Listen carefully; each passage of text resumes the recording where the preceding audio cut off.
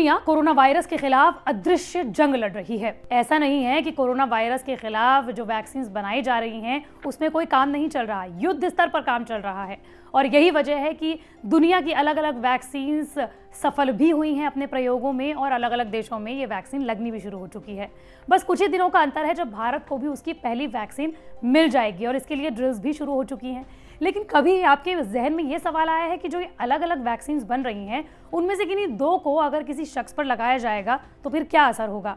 बस यही बात बताने के लिए ये वीडियो हम आप तक लेकर आए हैं। नमस्कार, मैं हूं आपके साथ श्रेया बहुगुणा और आप देख रहे हैं न्यूज़ तक। दरअसल भारत के लिए अच्छी खबर यह है कि स्पुतनिक वी, जिसका भारत में दूसरे और तीसरे चरण का ट्रायल चल रहा है, और दूसरी वैक्सीन जिसे कि भारत में कोविशील्ड नाम से जाना जाएगा, जिसे बनाया एस्ट्राजेनेका और ऑक्सफोर्ड यूनिवर्सिटी ने है, लेकिन इसका प्रोडक्शन भारत की ही नहीं बल्कि दुनिया की सबसे बड़ी pharmaceutical company serum Institute of India करेगा। और इसका क्लिनिकल ट्रायल भारत में सीरम इंस्टीट्यूट ऑफ इंडिया ने ही कराया था। ये दोनों ही वैक्सीन मिलकर एक डोज बनाकर वॉलंटियर्स को दी गई, जहां ये पता चला कि अगर इन दोनों वैक्सीन के अलग अलग डोजेस बनाकर किसी शख्स को दिए जाएं या वॉलंटियर्स को दिए जाएं या फिर आम जनता को दिए जाएं तो ये 2 साल तक शरीर में कोरोना वायरस के खिलाफ रोग प्रतिरोधक क्षमता उत्पन्न करने में कामयाब रहे हैं।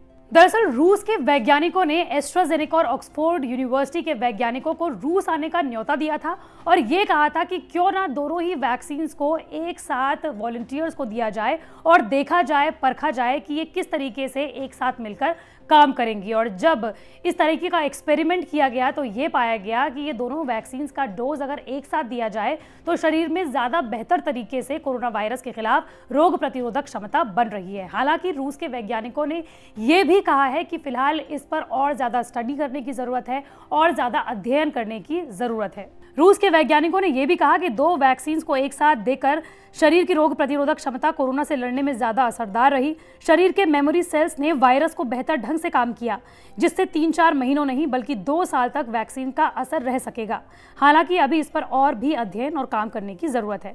आपको ये तो हम बता ही चुके हैं कि रूस की स्पुतनिक वी वैक्सीन को गामलेया रिसर्च इंस्टीट्यूट ने रूस के रक्षा मंत्रालय के साथ मिलकर बनाया है। तो वहीं जो कोविशील्ड वैक्सीन है उसे एस्ट्राजेनेका कंपनी और ऑक्सफोर्ड यूनिवर्सिटी के वैज्ञानिकों ने बनाया है मिलकर, लेकिन इसका ज़्यादा मात्रा में गरीब और विकासशील देशों के लिए production Serum Institute of India ही करेगा। आपको ये भी बताते चले कि भारत के लिए अच्छी खबर यह है कि अगर इन दोनों वैक्सीन को एक साथ दिया भी जाएगा और इसकी रोग प्रतिरोधक क्षमता 2 साल तक विकसित रहेगी तो भारत के लिए फ़ायदा यह है कि इन दोनों ही वैक्सीन का ह्यूमन ट्रायल या तो ख़त्म हो चुका है या फिर चल रहा है।